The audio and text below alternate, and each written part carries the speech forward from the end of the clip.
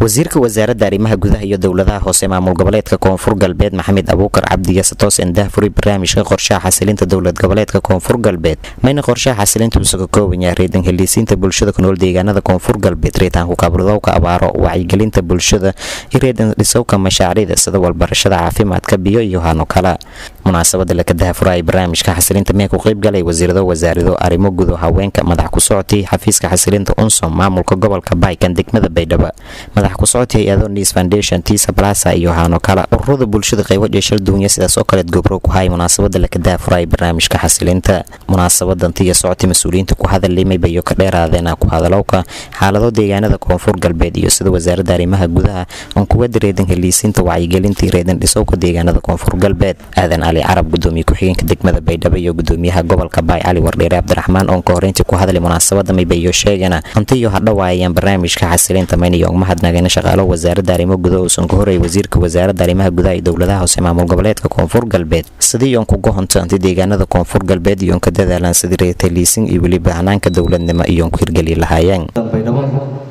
wali waxa xasilinta madilada siyaabo kala duwan shal bahasa wali waxa deegaanada koonfur galbeed degmada Baydhabo hata deegaanada hoos gooyo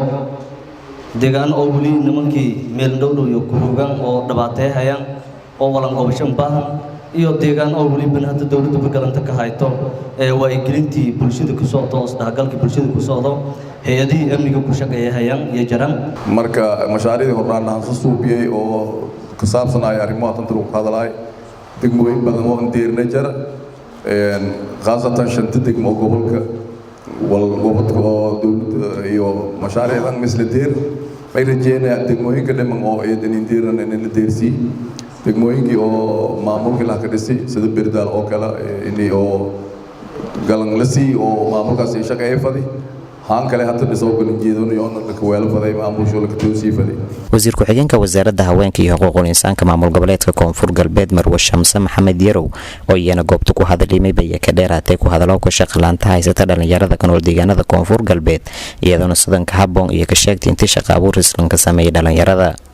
عمل بهايسدان نبديدنا مكبيريان ما إلى رايوس أمننا ويهله وإن سبب إيه الله مر إن شاء عمل لانتو ولا ليرده هديونا إن وزارة هوانك يحقوق الإنسانك ويعد صدانة كونتدي ونكله هيني ضل يرى مركان الله مقال قبلو أنتي أيو حقيقي وهلان gabagabadii mayba munaasabada ku hadalay wasiirka wasaaradda arrimaha gudaha iyo reedan helisiinta maamulka koonfur galbeed maxamed abuukar cabdi maynus ku hadalay shaqada wasaaradda ee bulshada faa'iideyeen leta barnaamijka xasilinta degmooyinka kumid ah oo weelarahay koonfur galbeed si wanaagsan ku faa'iideysadaan unu rajay doona qayb kumid ah in la deersi doon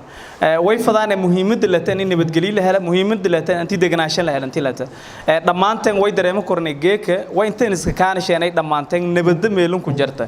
way intaan iska kaanasheenay inuu dhamaanteen heliska intaan iska koyna way intaan iska kaanasheenay dhamaanteen aniguna may leeyahay haldan walnin wada dawladnimada iyo wada noolashada anti dangneengata sababaha intaan iska koyna iyo kumid taasana way fadaan in deerta dhammaan bulshada koonfur galbeed guud ahaan Soomaaliya qorshahan waa strategic plan ka oo koonfur galbeed stabilization ka ma koonfur galbeed laakiin way bala shaqeeyay dhoolkan federaalku isugu link leeyahay mise kan federaalki kan isku mid yihiin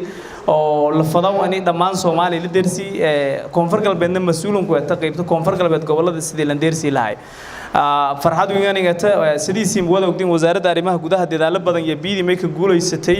ani Soomaali nagata maamulkiin ku horeey oo dhis golo deegaan koonfur galbeed in nagata dooyinkii in dambe wasaaradda arrimaha gudaha iyo dowladaha hoose maamul goboleedka koonfur galbeed may bay waday mashaariic shir duwan oo ku fuliyo deegaanada koonfur galbeed shalay yahay markii ay hindhindhanka seeti deegaanka Daynuunay taasoo la doorfadahay intii sidan ka dhaqsiyaha badan mashaariic horumarineed ku fuli geeka magaalada Baydhabo ee xarunta kumeeldeerka maamul koonfur galbeed ma iyo wada jiray oo ka daahfurana barnaamijka xasilinta oo isku kooban afar qodob oo ku mid ah dib u heshiisiinta mashaariicda iyo waliba qodobo kale Faysal Maxamed Isaaq telefishinka iyo raadiyaha dowladda koonfur galbeed Baydhabo